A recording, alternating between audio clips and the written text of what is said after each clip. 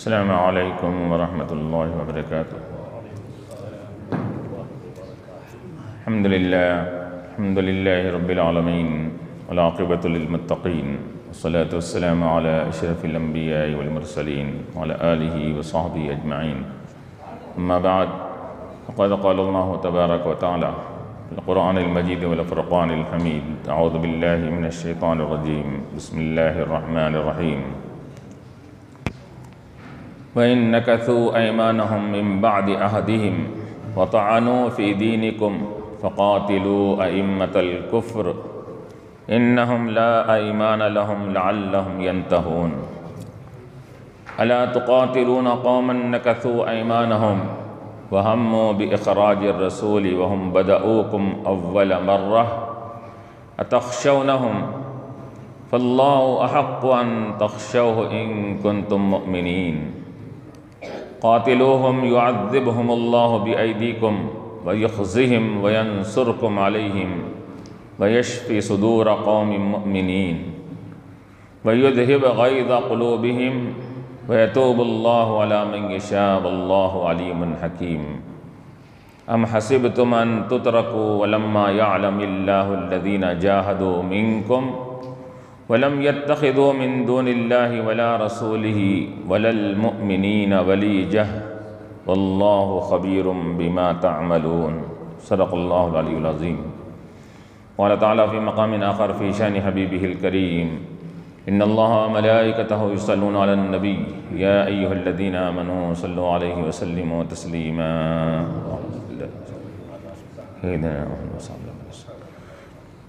حضرین کرام و معزز سامعین، ابھی میں نے جو آیات قرآنی کی تلاوت کا شرف حاصل کیا، اس میں اللہ تبارک و تعالیٰ کفار کی وعدہ خلافی، عہد کو توڑنے کا ذکر فرما رہے ہیں۔ گزشتہ آیات میں بیان کیا گیا تھا کہ اگر کفار ایمان لا کر توبہ کر لیں، نماز اور زکوٰۃ دینے لگے تو پھر وہ تمہارے دینی بھائی ہے اور ان کا قصور بھی معاف ہو جائے گا،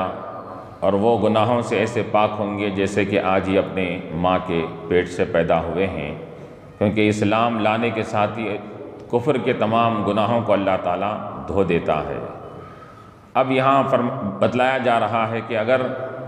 جو توبہ کر کے ایمان لا لے وہ ٹھیک ہے، ان کے لیے تو خوشخبریاں ہیں، لیکن وَإِن نَكَثُوا أَيْمَانَهُمْ، جو لوگ اپنے عہد و پیمان کو، قسموں کو توڑ دیے، مِن بَعْدِ عَهْدِهِمْ، پکے وعدے کرنے کے بعد، تو اس سے مراد یہ بدر کے کفار مراد ہے، یا بعد میں مدینہ منورہ کے وہ کفار کی جماعتیں ہیں جنہوں نے حضور پاک علیہ السلام کے ساتھ ایگریمنٹ وعدہ کر کے حضور علیہ السلام اور صحابہ کے ساتھ انہوں نے ایگریمنٹ کو توڑ دیا، وعدہ خلافی کر کے کہ ہم آپ کے دشمن کے آقا ساتھ نہیں دیں گے، یہ انہوں نے وعدہ کیا تھا، لیکن جا کر کافروں سے جا کر مل گئے اور جا کے جاسوسی اور یہاں کی باتوں کو انہوں نے وہاں پہنچا کر اپنا وعدہ توڑ دیا، اپنے عہد کو انہوں نے پامال کر دیا تھا۔ وہ لوگ یہاں مراد ہے کہ وَإِن نَكَثُوا أَيْمَانَهُمْ، جو لوگ توڑ دیے اپنے قسموں کو، مِن بَعْدِ عَهْدِهِمْ، ایمان اس سے مراد یمین کی جمع ایمان ہے، اس کے معنی قسم کو آتے ہیں۔ عہد و پیمان تو چونکہ یمین سیدھے ہاتھ کو بھی کہا جاتا ہے، تو چونکہ سیدھے ہاتھ میں قوت و طاقت زیادہ ہوتی ہے اور کسی کو بھی کیا ہے قوت اور طاقت سے نسبت دینا ہے تو سیدھے ہاتھ سے نسبت دی جاتی ہے، تو اسی طرح قسم کو بھی سیدھے ہاتھ سے نسبت اس وجہ سے دی گئی ہے کہ قسم میں بنسبت عام بات کے قسم میں زور زیادہ ہوتا ہے، کہ انسان اگر کوئی عام بات بولتا ہے تو اس کی بات کا اتنا اعتبار نہیں ہوتا، اگر انہیں قسم کھا کے کہے گا تو بات کا اعتبار آ جاتا ہے۔ تو اس میں بھی قوت و طاقت سے جو بات بولی جاتی ہے تو اس کو قسم کہا جاتا ہے۔ وَطَعَنُوا فِي دِينِكُمْ، اپنے عہد و پیمان کو بھی توڑ لیے، اور آپ اے ایمان والو، اے میرے صحابہ، رسول کے صحابہ، تمہارے دین کے اندر تانہ زنی بھی اگر کر رہے ہیں، نکتہ چینی کر رہے ہیں دین کے معاملات میں، کہ تانا دینا، اور اب تانا یا تو رب کی ذات میں تانا دینا ہو یا رسول کی شان میں گستاخی بے ادبی کرنا ہو، یا اسلام کے احکامات میں عقیدہ میں کیا ہے تانہ زنی کرنا ہو، اس کے اندر یہ تمام تانہ زنی اس کے اندر مراد ہے۔ اور کفار مکہ ان تمام چیزوں کے اندر ملوث تھے کہ رسول کی شان میں بھی گستاخی بے ادبی کرتے،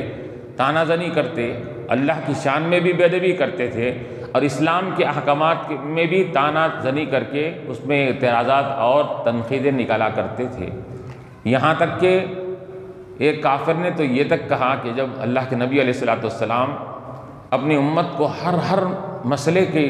بارے میں وضاحت فرما دی، کسی مسئلے میں اللہ کے رسول نے امت کو تشنا نہیں چھوڑا، کہا وہ مسئلہ کیا ہو،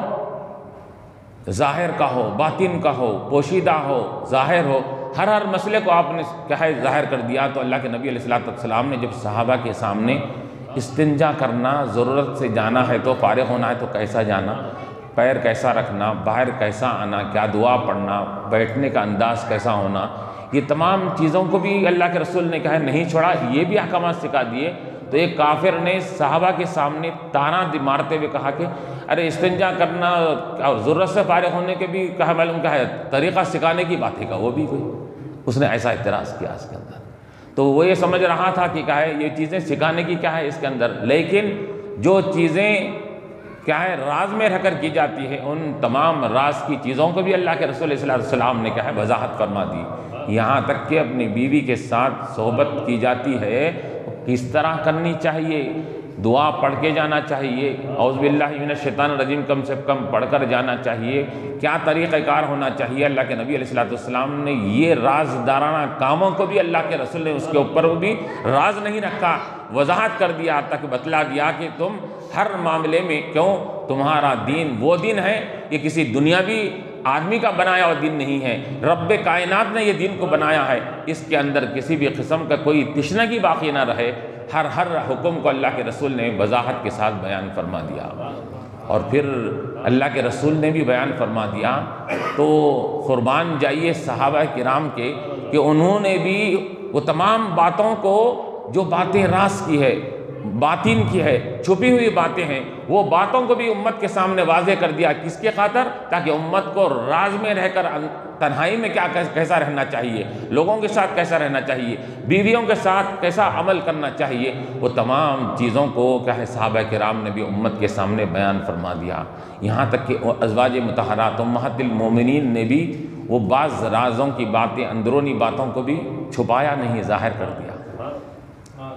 مثال کے طور پر اگر عورت ایام میں آ جائے، اس کے مینسز شروع ہو جائے،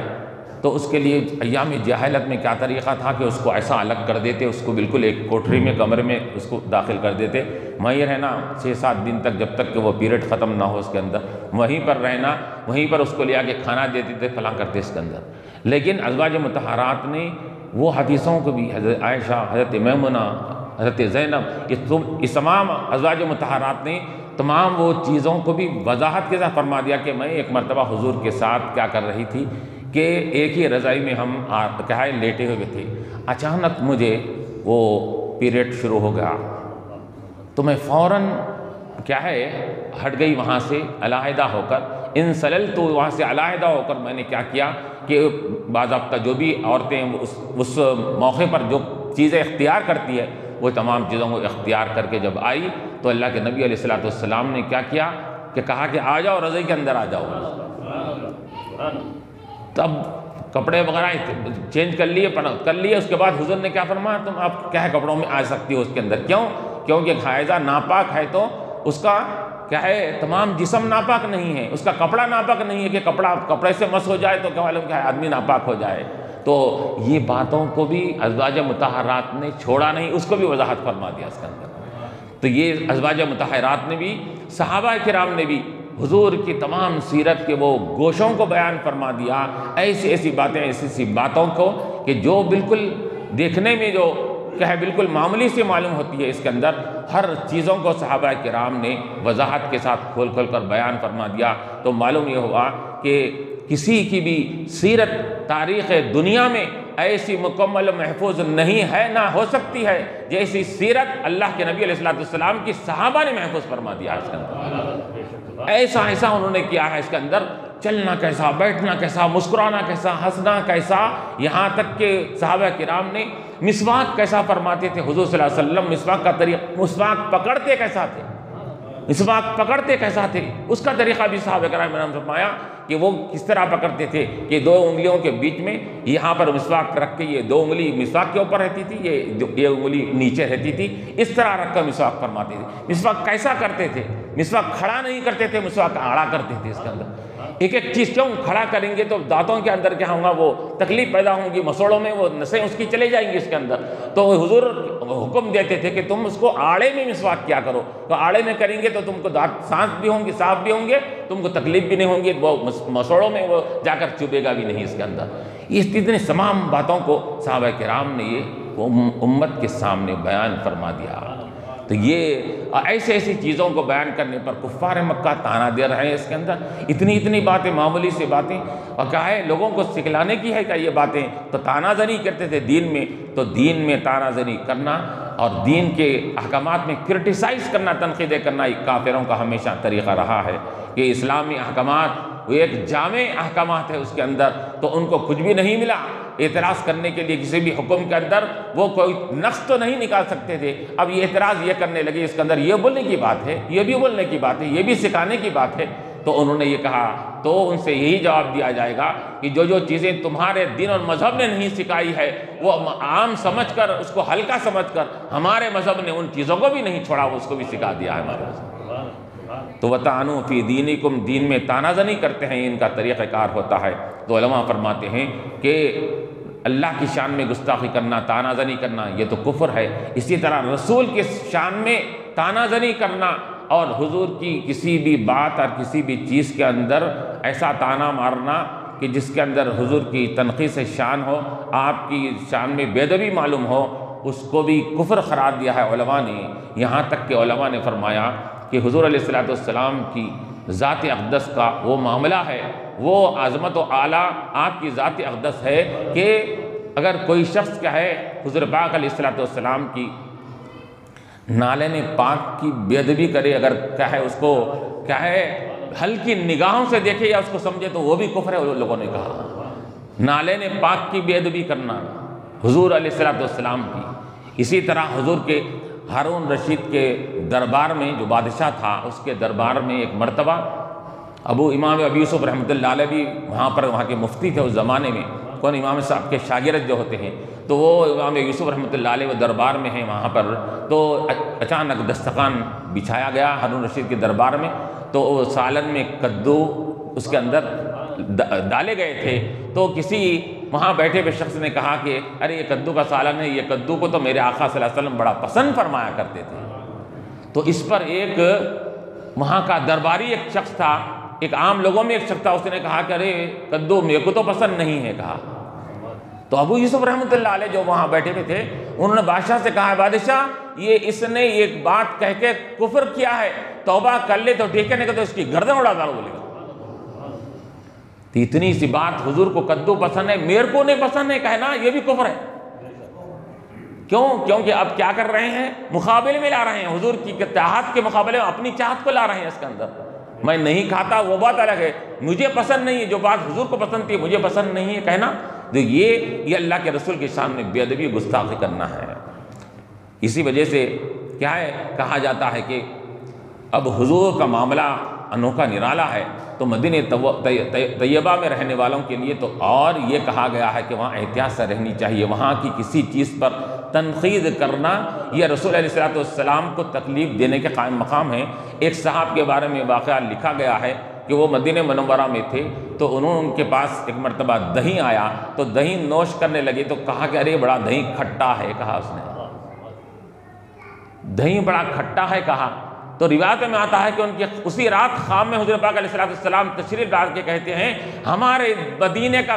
دہی تم کو پسند نہیں ہے تو کیوں رہتے ہو مدینے میں، تم چلے جاؤ مدینے سے، یہاں سے تم اندازہ لگائی یہاں پر۔ تو وَطَعَنُوا فِي دِينِكُمْ، دین میں تانا زنی کرتے ہیں اور اللہ کے رسول صلی اللہ علیہ وسلم کی شان میں بھی گستاخی کرتے ہیں۔ تو ایسے لوگوں کو کیا کرو، فقاتلوا ائمۃ الکفر، یہ کفر کے ٹھیکیداروں کو، کفر کے ذمہ داروں کو تم قتل کرو، ان کے ساتھ قتال کرو۔ کیوں؟ انہوں نے عہد شکنی کیا، ایگریمنٹ توڑا، اب توڑنے کے بعد اب ان کا کوئی پاس و لحاظ نہیں رکھا جائے گا، اب ان کے ساتھ مقابلہ کیا جائے گا۔ کفار کے جو سرغنے ہیں ان کو مارو۔ اب سرغنوں کو مارنے کا حکم کیوں دیا جا رہا ہے؟ کیوں؟ جتنا بھی کسی بھی جماعت میں زور ہوتا ہے وہاں کے بڑے اور لیڈروں کی بنیاد پر ہوتا ہے۔ لیڈر کو ختم کر دیا جائے تو جماعت کا زور خود بخود ختم ہو جاتا ہے۔ تو اللہ تعالیٰ فرما رہا ہے کہ ان کی جماعت کے جو بڑے ہیں، ابو جہل ہے، عتبہ ہے، شیبہ ہے وغیرہ ہے، ان لوگوں کو مارو اس کے اندر۔ چنانچہ اسی طرح ہوا کہ جنگ بدر جو پہلی معرکہ جنگ ہوئی، اس کے اندر ابو جہل جو سب سے بڑا یہ سخت ترین سرکش کافر تھا، اس کو مار دیا گیا وہاں پر۔ تو اللہ فرما رہا ائمۃ الکفری، کفر کے اماموں کو، کفر کے لیڈروں کو قتل کر ڈالو۔ کیوں؟ کفر کے لیڈروں کو ختم کرو گے تو یقیناً کفر کا زور خود بخود ختم ہوگا یا کم ہو جائے گا۔ انہم لا ایمان لہم، کیوں مارنا ہے ان کو؟ مارنے کی اجازت کیوں دی جا رہی ہے ان سے جنگ لڑنے کی؟ کہا گیا کہ کیونکہ انہوں نے اپنے ایمان اور اپنے خصموں کا پاس و لحاظ نہیں رکھا۔ لا ایمان لہم، اب ان کا ایگریمنٹ ختم ہو گیا، ان کی خصمیں ختم ہو گئی، تو ان کو قتل کرو۔ کیوں قتل کرو؟ لعلہم ینتہون، تاکہ وہ، اب یہاں دیکھیے یہاں پر، تاکہ وہ اپنے مسلمانوں کے ساتھ دشمنی اور سختی کرنے سے باز آ جائیں، رک جائیں۔ تو علماء مفسرین فرماتے ہیں کہ کافر جنگ میں لڑنے کے لیے جو آتا ہے تو وہ انہیں اپنی جیت حاصل کرنا اور مال حاصل کرنا، جو مال غنیمت جس کو کہتے ہیں، مال حاصل کرنے کے لیے جنگ لڑتا ہے۔ اور ایمان والا جو جنگ میں لڑتا ہے تو وہ اپنی جیت نہیں، اسلام کی فتح کے لیے جلتا ہے، اسلام کی کامیابی کے لیے لڑتا ہے، اور مال غنیمت کو حاصل کرنا اس کا مقصد نہیں ہوتا ہے، وہ صرف اسلام کی فتح کے لیے لڑتا ہے۔ یہ اور بات ہے کہ اللہ تعالیٰ اسلام کی فتح کے ساتھ اس کو مال غنیمت میں بھی ان کو حصہ عطا فرما دیتا ہے۔ تو اللہ فرما رہا ہے یہاں پر کہ اے لوگو، تم جو کافروں سے مقابلہ کرتے ہو، ان سے لڑنے کا تم کو حکم دیا گیا ہے، وجہ یہ نہیں ہے، اللہ کیا فرما رہا ہے؟ علت بیان فرما رہا ہے، وجہ، ریزن، لعلہم ینتہون، لڑنے کا وجہ، جہاد کی وجہ، جنگ کی وجہ مال حاصل کرنا اور مال غنیمت حاصل کرنا، اپنی شان ظاہر کرنا، یہ نہیں ہے، بلکہ کفار کے کفر کو، ان کے ظلم و زیادتی کو ختم کرنا، یہ مقصد ہے اس کے اندر۔ تو جہاد کا مقصد یہ کافروں کو قتل کرنا نہیں ہے، کافروں کو قتل کر کے کفر کے زور کو ختم کرنا ہے، ظلم و زیادتی کے زور کو ختم کرنا ہے۔ لعلہم ینتہون، تو اللہ تعالیٰ یہاں فرما رہا ہے تاکہ، کیوں لڑنا ہے؟ تاکہ تم مال غنیمت حاصل کرو، یہ نہیں کہا گیا، تاکہ تم اپنی کامیابی کا کہا ہے ڈنکا بجاؤ، یہ نہیں کہا، بلکہ کہا لعلہم ینتہون، تاکہ کیوں لڑنا ہے؟ تاکہ وہ لڑنے کے بعد جب تمہاری قوت و طاقت کو دیکھیں گے، تمہارے یہ اولو العزم تمہارے ارادوں کو دیکھیں گے اس کے اندر کہ یہ لوگ بڑے جھوٹ ہے، بڑے بہادر ہے، تو اب ان تمہاری بہادری کو دیکھ کر ان کی بہادری کمزور ہو جائے گی اور تمہارے ساتھ پھر دوبارہ مقابلہ کرنے کے لیے آگے نہیں بڑھیں گے۔ لعلہم ینتہون، الا تقاتلون قوما نکثوا ایمانہم وہموا باخراج الرسول وہم بدؤوکم اول مرہ۔ اللہ تعالیٰ فرما رہا ہے اب اس زمانے میں بھی کیا ہے، کمزور مسلمان بھی تھے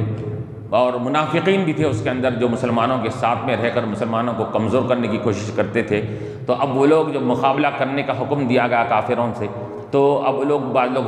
ہیلے حوالے کرنے لگے، کیسا مقابلہ کریں گے، اتنی بڑی جماعت ہے، ان کے پاس قوت ہے، طاقت ہے، ان کے پاس اسلحہ ہے، ان کے پاس تمام ہر قسم کے ہتھیار ان کے پاس موجود ہے، ہمارے نے کچھ بھی نہیں ہے، ہم کیسا لڑیں گے، فلاں کریں گے۔ یہ کمزور مسلمان یا منافقین مسلمانوں کو، جو پکے مسلمان تھے، ان کو یہ کیا کرتے تھے، اس کے اندر ان کو کمزور کرنے کی کوشش کرتے تھے۔ تو اللہ تعالیٰ فرما رہا ہے الا تقاتلون قوما، کیا تم نہیں لڑو گے، کیا تم قتال نہیں کرو گے ایسی جماعت سے، نکثوا ایمانہم، جنہوں نے اپنے وعدوں کو توڑ دیا، اپنے قسموں کو توڑ دیا، وہموا باخراج الرسول،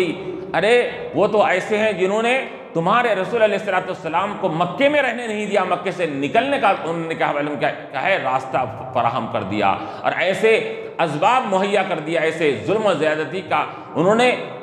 بربریت کا مظاہرہ کیا کہ اللہ تمہارے نبی علیہ السلام کو مجبور ہو کر مکے سے مدینے کی طرف ہجرت کرنا پڑا تھا، کیا تم ایسے لوگوں سے بھی نہیں لڑو گے؟ تو اللہ تعالیٰ یہ کمزور مسلمانوں سے اور منافقین سے یہ اللہ تعالیٰ بطور تنبیہ کے فرما رہا ہے، الا کیا تم ابھی بھی نہیں لڑو گے ایسی قوم کے ساتھ جنہوں نے وعدے بھی توڑ دیے اور رسول کو نکالنے کا ارادہ کر لیے اور رسول کو مکے سے نکالے۔ وَهُمْ بَدَؤُوكُمْ أَوَّلَ مَرَّةٍ، اور یہی وہ لوگ ہیں جنہوں نے پہلی مرتبہ تمہارے ساتھ حملہ کرنے میں پہل کیا تھا۔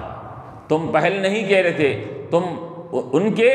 زور پر، ان کی ظلم و زیادتی سے یہ تنگ آنے کے بعد آخر کار تم کو جنگ ان سے لڑنا پڑا تھا۔ لیکن کیا ہے، جنگ کی ابتدا اور ظلم کی ابتدا کس نے کی تھی؟ یہ کفار مکہ نے کیا تھا۔ وَهُمْ بَدَؤُوكُمْ أَوَّلَ مَرَّةٍ، یہی لوگ پہلی مرتبہ اس کی ابتدا کر چکے ہیں۔ أَتَخْشَوْنَهُمْ، بتاؤ کیا تم ان سے ڈرتے ہو؟ ان کی قوت سے ڈرتے ہو، ان کی طاقت اور ان کی ہتھیار سے ڈرتے ہو، ان کی کثرت سے ڈرتے ہو؟ اللہ تعالیٰ فرما رہا ہے أَتَخْشَوْنَهُمْ، اے کمزور ایمان والو، اے منافقین، کیا تم ان سے ڈرتے ہو؟ یاد رکھو فَاللَّهُ أَحَقُّ أَن تَخْشَوْهُ، کہ اللہ تعالیٰ زیادہ حقدار اور لائق ہے کہ اس سے ڈرا جائے اس کے اندر۔ تو اللہ سے جو ڈرتا ہے تو وہ کسی مخلوق سے نہیں ڈرتا۔ اللہ کا خوف اور خشیت جس کے دل میں آ جاتی ہے تو وہ مخلوق کے خوف و خشیت اس کے دل سے نکل جاتی ہے۔ تو تمہارے دلوں میں ابھی معلوم یہ ہو رہا ہے کہ تمہارے دلوں میں ابھی ایمان مضبوط نہیں ہوا، اللہ کی محبت اور اللہ کا خوف تمہارے دلوں میں ابھی مضبوط نہیں بیٹھا، اسی وجہ سے تم دشمن سے ڈر رہے ہو، کفار سے ڈر رہے ہو۔ فَاللَّهُ أَحَقُّ أَن تَخْشَوْهُ، اللہ زیادہ حقدار ہے کہ تم اس سے ڈرو۔ اس سے ڈرو گے تو پھر یقیناً تم اس سے ڈرنے کے بعد اللہ تبارک و تعالیٰ تمہارے اس خوف و خشیت کی وجہ سے اللہ تبارک و تعالیٰ تمہارے ڈرنے کی وجہ سے دشمن کو ایسا کرے گا کہ دشمن تم سے ڈرنے لگے گی اس کے اندر۔ ان کنتم مؤمنین، اگر واقع تم ایمان والے ہو، پکے ایمان والے ہو، ہمارے اور ہمارے رسول کو ماننے والے اگر تم ہیں تو تم یقیناً تم کیا کرنا چاہیے؟ اللہ تعالیٰ سے ڈرو۔ تو اب یہاں بتا رہے ہیں کہ ان کنتم مؤمنین، یہ شرط کے طور پر نہیں، اگر تم مومن ہیں یہ مطلب نہیں ہے، بلکہ یہاں پر یہ بطور ان کو کیا ہے، ترغیب دینے کے لیے کہا جا رہا ہے۔ جیسا کہ کوئی باپ اپنے بیٹے سے کہتا ہے کہ بیٹا اگر تم میرے بیٹے ہے، میری اولاد ہے، تو تم کو یہ کام کرنا پڑے گا، تم میرے اولاد ہے تو تم کو ایسا کام نہیں کرنا چاہیے تم کے لیے۔ اس کا مطلب یہ نہیں ہوتا کہ وہ میری اولاد نہیں ہے کیا، یہ نہیں ہوتا، شرط نہیں ہوتی اس کے اندر، بلکہ یہ کہا جاتا ہے کہ تم میرے بیٹے ہیں تو تمہارا کام یہ ہے کہ تم یہ کام کرنا چاہیے، ایسا کرنا چاہیے، ایسا پڑھنا چاہیے، ایسا کامیاب ہونا چاہیے، ایسا کہا جاتا ہے۔ اللہ تعالیٰ فرما رہا ہے اسی طرح یہاں پر بھی، اے لوگو تم میرے ایمان کا دم بھر رہے ہو، میرے پر، میرے رسول پر ایمان لا رہے ہو، جب تم میرے بول دیے تو میرے علاوہ کیوں کسی سے ڈرتے ہو تم اس کے اندر؟ اللہ احق ان تخشوہ، اللہ زیادہ حقدار ہے کہ ان سے ڈرو۔ قاتلوہم یعذبہم اللہ بایدیکم ویخزیہم وینصرکم علیہم ویشفی صدور قوم مؤمنین۔ اب یہاں پر اللہ تعالیٰ ان وعدہ توڑنے والوں کے لیے ایمان والوں کو حکم دے رہا ہے کہ اے ایمان والو تم ان سے مقابلہ کرو، قتال کرو، جنگ لڑو۔ یعذبہم اللہ، اللہ تعالیٰ ان کو عذاب میں مبتلا کرے گا، بِأَيْدِيكُمْ، تمہارے ہاتھوں سے، تمہارے ہاتھوں سے ان کو عذاب میں مبتلا کرے گا۔ کن کو؟ وہ کفار کو جو عہد شکنی کیے ہیں اور تمہارے دشمن بن چکے ہیں اس کے اندر۔ تو اللہ تعالیٰ قتال کرنے کا حکم دے رہا ہے، قاتلوہم۔ تو قتال کرنے کے بعد کیا ہوگا؟ اللہ تبارک و تعالیٰ اس کا نتیجہ بھی یہاں پر ظاہر فرما رہا ہے۔ یہ لوگ کیا کرے اس کے اندر؟ بد عہدی کرے، رسول کو مکے سے نکالے، اور ظلم و زیادتی میں انہوں نے کیا کیا؟ پہل کیا تھا، یہ سب کامیں انہوں نے کیا تھا، وعدہ توڑے تھے، دین میں تانا زنی کیے تھے، یہ سب کامیں انہوں کرے تھے۔ تو اللہ تعالیٰ فرما رہا ہے اس کے بدلے میں تم ان سے قتال کرو تو ہم تم کو اس کے بدلے میں 4-5 چیزیں ہم تم کو عطا فرمائیں گے۔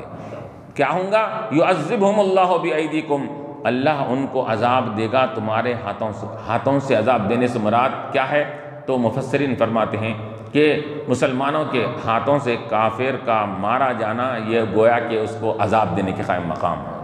کیوں؟ جب مسلمانوں کے ہاتھوں سے مارا گیا تو معلوم یہ ہوا کہ اس کا عذاب مرنے کے ساتھ ہی شروع ہو گیا۔ تو مسلمانوں کے ہاتھوں سے اللہ تعالیٰ ان کو عذاب عطا فرمائے گا، اور اللہ تعالیٰ ہمت دلا رہا ہے ایمان والوں کو، تم لڑو، ہم تمہارے ہاتھوں سے ان کو عذاب میں مبتلا کریں گے، وَيُخْزِهِمْ، اور اللہ وعدہ فرما رہا ہے ان کو رسوا بھی کریں گے ہم۔ تو تم ہمت کر کے آگے تو بڑھو اس کے اندر، ان کو اللہ ہم رسوا بھی کریں گے، اللہ ان کو رسوا بھی کرے گا، وَيَنْصُرْكُمْ عَلَيْهِمْ، اور اللہ تبارک و تعالیٰ ان کے خلاف میں تمہارے مدد اللہ تعالیٰ فرمائے گا، وَيَنْصُرْكُمْ تمہاری مدد فرمائے گا، علیہم ان کے خلاف میں۔ تو گویا کہ اللہ تعالیٰ یہاں پر یہ وعدہ فرما رہا ہے کہ اگر تم قتال کے لیے آگے بڑھو گے تو کیا ہوگا، رسوائی بھی ان کو ہوگی، عذاب بھی ان کو ہوگا، مدد کیا ہوگا، کس کو ملے گی کہ مدد ایمان والوں کو ملے گی، اور مدد بھی ملے گی پھر آخر میں کیا ہوگا، وَيَشْفِ صُدُورَ قَوْمٍ مُؤْمِنِينَ، ایمان والی جماعت کے سینوں کو شفایا بھی حاصل ہوگی، ان کے دلوں کو اطمینان حاصل ہوگا، شفا مومنین کے سینوں کو حاصل ہوگی تو اللہ تعالیٰ شفا عطا فرمائے گا۔ کیسی شفا کہ آج تک ظلم و زیادتی ان سے سہ رہے تھے، کہ جسے سہنے کی وجہ سے، تکالیف سہنے کی وجہ سے ایمان والوں کے دلوں میں کیا ایک قسم کی کیا ہے، ان کے اندر ایک بے اطمینانی کیفیت آ گئی تھی کہ ہم اللہ کے ماننے والے ہیں لیکن ہم کو ہی ظلم و زیادتی کا سہنا پڑ رہا ہے اس کے اندر۔ تو اب جب یہ ظلم و زیادتی کا سہنا ختم ہو کر ظالموں کو کیفر کردار تک پہنچا ہوا دیکھیں گے تو یقین اللہ محالہ ایمان والوں کے دلوں میں یہ تسلی پیدا ہوگی کہ واقعی ایمان یہ سچا کیا علم کیا دین اور مذہب ہے، اور اللہ تعالیٰ نے ایمان کے اندر وہ قوت عطا فرمائی ہے کہ دیکھو ہم ایمان پر قائم رہنے کی وجہ سے اللہ تعالیٰ نے ہمارے ظالم اور ہمارے مخالف کو کیا ہے شکست عطا فرما دی اور اس کو رسوا فرما دیا۔ ان کی رسوائی اور ان کی موت اور ان کی ہزیمت اور شکست کی وجہ سے ایمان والوں کے دلوں میں تسلی پیدا ہوگی اس کے اندر۔ تو معلوم یہ ہوا کہ ایمان والے کی موت پر یہ مومن کو خوشی یا اس کے اوپر اس کو کیا ہے فرحت محسوس نہیں کرنی چاہیے، لیکن اگر کافر اگر سرغنہ سرکش اگر مرتا ہے تو اس پر خوشی کا بھی اظہار کیا جا سکتا ہے۔ بلکہ روایت میں آتا ہے کہ آ کر جب جنگ بدر کے موقع پر ابو جہل کے بارے میں آ کر صحابہ کرام میں سے کسی نے حضور کو کہا یا رسول اللہ ابو جہل کو ختم کر دیا گیا ہے، حضور پاک علیہ السلام خوشی کا اظہار فرمائے اور اللہ کا شکر ادا فرمائے اس کے اندر۔ تو معلوم ہوا کہ کافر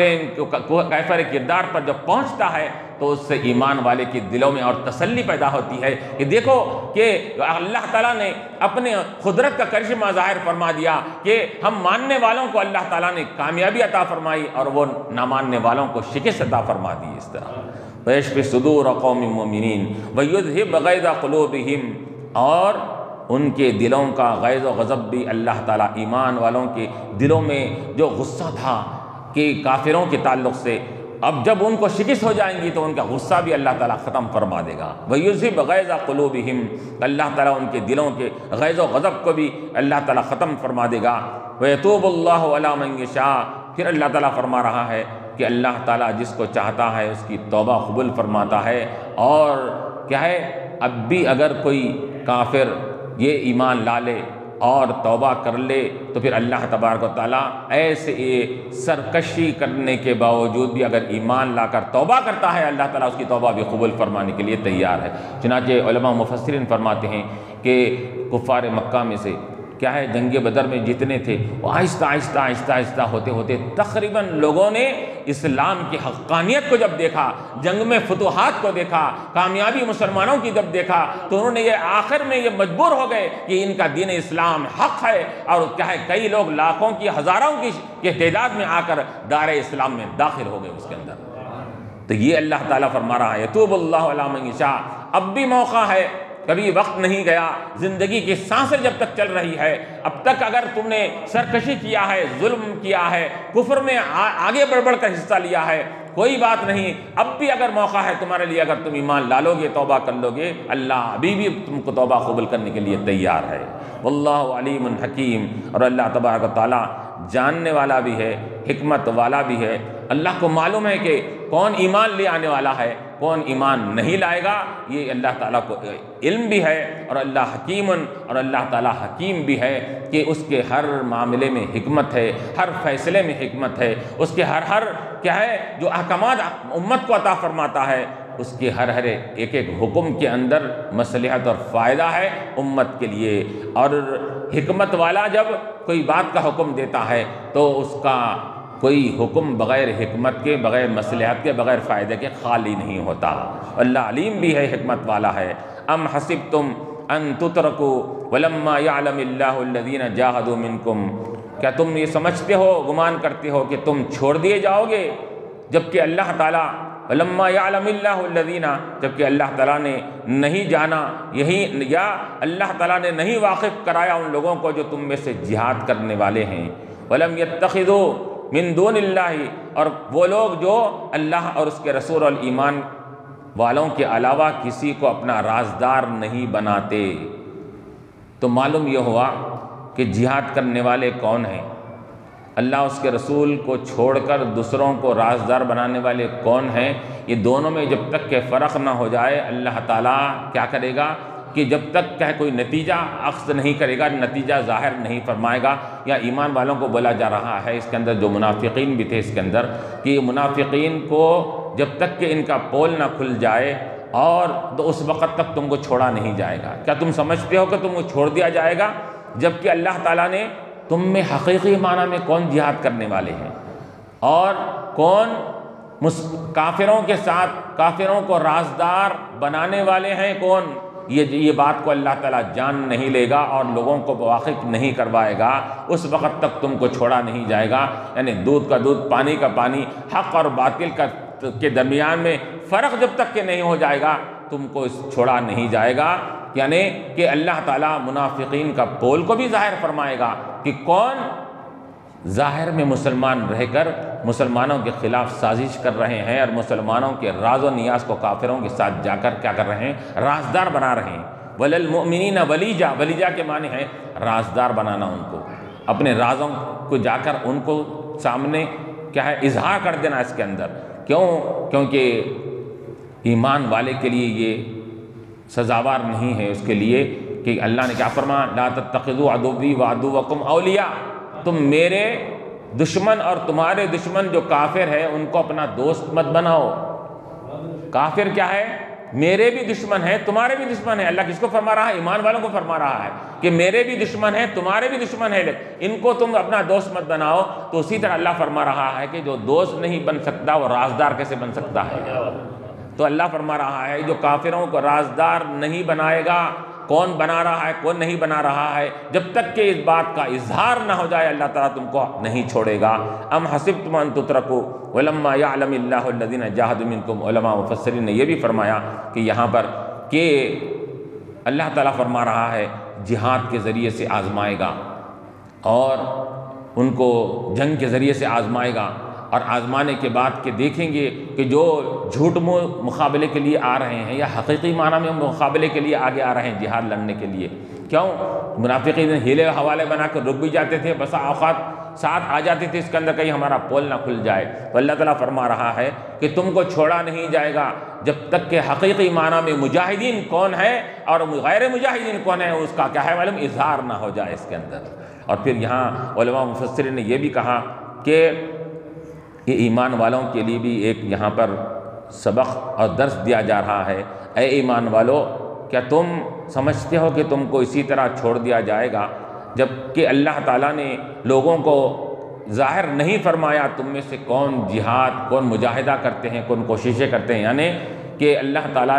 ایمان والوں سے بھی فرما رہا ہے کہ تم کو اگر کوئی مصیبتیں آتی ہیں پریشانیاں آ رہی ہیں اس کے اندر، تو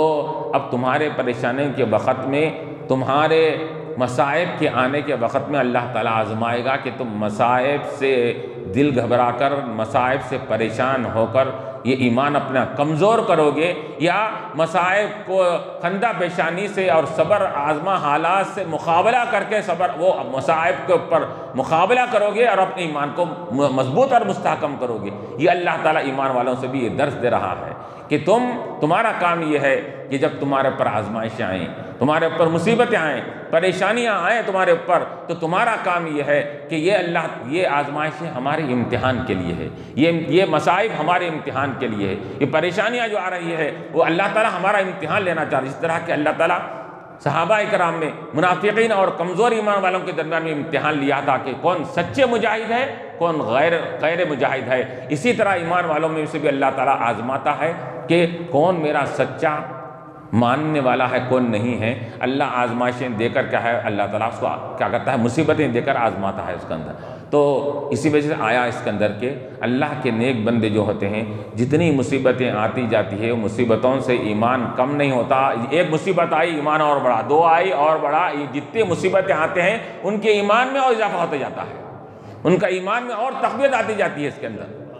یہ ایمان والوں کی کیفیت بیان کی گئی اس کے اندر کہ مصیبتوں کے آنے پر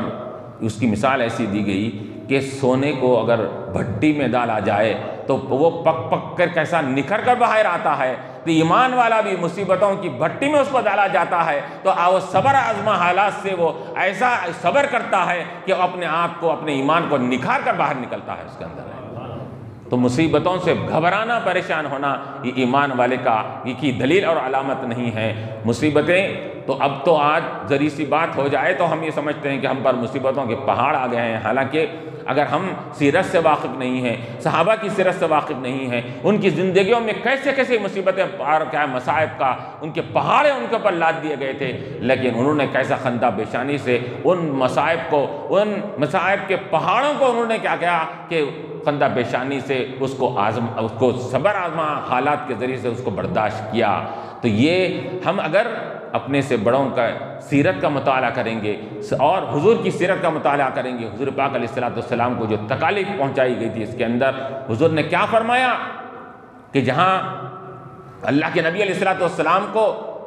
افضل الانبیاء کہا گیا، امام الانبیاء کہا گیا، تو وہ ساتھ میں حضور فرماتے ہیں کہ مجھے افضل و اعلیٰ کیوں بنایا گیا؟ دیکھو جہاں میں افضل ہوں وہیں پر میرے ساتھ یہ معاملہ بھی ہے، کسی نبی کو اتنا آزمایا نہیں گیا اتنا جسے مجھے آزمایا گیا ہے اس کے اندر۔ کسی نبی کو اتنی آزمائشیں نہیں تھی جتنی آزمائشیں مجھے دی گئی اس کے اندر۔ تو آزمائش جتنی ہوتی ہے بندہ رب کے قریب ہوتے جاتا ہے، مصائب جتنے ہوتے ہیں وہ مصائب کو برداشت کرنے والا اللہ سے اور قریب ہوتے جاتا ہے۔ تو یہاں یہی کہا جا رہا ہے کہ اے لوگو، تمہارے ایمان کے وجہ سے تم پر بھی مصیبتیں آ سکتی ہے، پریشانی آ سکتی ہے، اللہ تعالیٰ ان پریشانیوں کے ذریعے سے تم کو آزمائے گا اور تم کو آزمانے کے بعد ان مصائب کا ایسا بدلہ عطا فرمائے گا کہ روایتوں میں آتا ہے کل قیامت کے دن جو دنیا میں مصیبتوں میں تھے تو وہ مصیبتوں والوں کو جب قیامت کے دن ان کو اجر و ثواب دیا جائے گا، ان کو بڑے بڑے درجات دیے جائیں گے، تو وہ مصیبت والوں کو بڑے درجے دیے جانے کے بعد جو لوگ دنیا میں عیش و آرام میں تھے وہ تمنا کریں گے کاش دنیا میں ہمارے جسم کے ٹکڑے تو قینچی سے ٹکڑے کر دیے جاتے تو بہتر تھا، وہاں برداشت کر لیتے تھے، لیکن آج تو ہم کو یہاں پر بہترین درجے مل سکتے تھے۔ تو یہ مصیبتوں اور ایمان پہ مضبوطی کے ساتھ قائم رہنے کے اوپر جو مصائب آ جاتے ہیں، پریشانی آ جاتے ہیں، وہ پریشانیوں سے یہ گھبرانا یہ ایمان والے کا شیوا نہیں ہوتا۔ اللہ تعالیٰ نے کیا فرمایا کہ ہم آزماتے ہیں کس کو؟ لَنَبْلُوَنَّكُمْ بِشَيْءٍ مِّنَ الْخَوْفِ وَالْجُوعِ، ہر قسم کے آزمائشوں سے آزماتے ہیں اس کے اندر۔ تو آخر میں اذا اصابتم مصیبت کسی اللہ والے پر پہنچتی ہے تو اللہ والا کیا کہتا ہے؟ انا للہ و انا الیہ راجعون، بے شک ہم بھی اللہ کے ہیں اور اللہ کی طرف لوٹنے والے ہیں، ہم اللہ کے، ہماری ذات اللہ کی، ہماری زندگی اللہ کے لیے ہے، وہ اللہ ہمارے زندگی کا بھی مالک ہے، ہمارا بھی مالک ہے، وہ جیسا کر رہا ہے وہ اپنے کیا ہے حق میں یہ تصرف کر رہا ہے، ہم کو کوئی حق نہیں پہنچتا کہ اس کے اندر ہم نکتہ چینی کریں۔ ایمان والے یہ کہتے ہیں کہ وہ اس کی مرضی ہے، انہیں جس حالت میں رکھے وہ ہم اس حالت پہ خوش ہیں، یہ اللہ والوں کا طریقہ ہوتا تھا۔ بلکہ ایک حضرت جنید بغدادی یا کسی بزرگ کے بارے میں آتا ہے کہ ان کو اگر کسی دن مصیبت نہیں آتی اور کوئی اگر اللہ کی طرف سے آزمائش نہیں آتی تو یہ کہا کرتے تھے اے پیارے بتا کیا ناراض ہے کہ آج دن بھر میں کوئی مصیبت نہیں دیا مجھے؟ تو یہ اللہ کے نیک بندے مصیبتوں کے نانے پر یہ سمجھتے تھے کہیں اللہ ناراض ہے کہ، اب ہم ذریعہ مصیبت آتے ہم یہ سمجھتے ہیں اللہ ناراض، ہم سے ناراض ہے، ہم کیا کریں ایسا، ہم جو دیکھو دنیا والے پورے سب جنے اچھے ہیں، ہمارا کچھ مصیبت آئے ہمارے اوپر ہی آزمائش ہے، استغفر اللہ۔ یہ سب ایمان کی کمزوری کی علامت ہے۔ تو اللہ فرما رہا ہے کہ یہ ہم ہر قسم کی آزمائش کے ذریعے تم کو آزمایا جائے گا، اور واللہ خبیر بما تعملون، اور اللہ تبارک و تعالیٰ باخبر ہے تمہارے اعمال سے، تم جو عمل کر رہے ہو اللہ تعالیٰ ان تمام تمہارے اعمال سے باخبر ہے۔ تو باخبر رہنے کا مطلب یہ ہے کہ اچھا عمل کر رہا ہے تو اس سے بھی واقف ہے، برا عمل کر رہا ہے اللہ تعالیٰ اس سے بھی واقف ہے۔ اچھا عمل کریں گے تم اگر، تو ہم جب باخبر ہیں تو پھر تم کو ایسا ہی نہیں چھوڑیں گے، اچھے عمل کا ہم بہترین بدلہ بھی عطا فرمائیں گے۔ اور تم برا عمل کریں گے تو یہ برا عمل کریں گے تو یاد رکھو، جیسا کہ کوئی کہتا ہے ماں باپ اگر کہے بچے اگر غلطی کرے تو کیا کہتے ہیں، دیکھ رہا ہوں میں تمہارے کو، معلوم ہوگا تمہاری غلطی۔ تو کیا مطلب ہوتا ہے کہ معلوم ہو جانا اس بات کی دلیل ہے کہ ماں باپ سزا دیں گے ہم کو۔ تو معلوم ہی ہوا کہ نافرمانی کرنے والے کے لیے وعید بھی ہے یہاں پر، تمہارے بدعملی سے تمہاری نافرمانی سے ہم باخبر ہیں۔ باخبر ہے کہ معنی یہ ہے کہ تمہاری نافرمانی ایسی ہی نہیں جائے گا، اس کے اوپر تم کو سزا بھگتنی پڑے گی۔ اور یہ خوشخبری کی بھی دلیل ہے، کس کے لیے؟ ایمان والوں کے لیے خوشخبری ہے۔ ہم باخبر ہے تو تم جو عمل اچھائی کا عمل کر رہے ہو تو ہم وہ عمل ہمارے سے پوشیدہ تو نہیں ہے، تمہارا ہر عمل ہمارے سامنے ہے۔ تم جو اچھا عمل کر رہے ہو ہم اس کو کم سے کم 10 گنا تمہارے اخلاص کی بنیاد پر 700 گنا نیکی کا درجہ بڑھا کر تم کو عطا فرمائیں گے۔ وآخر دعوانا الحمد للہ رب العالمین۔ ربنا ظلمنا انفسنا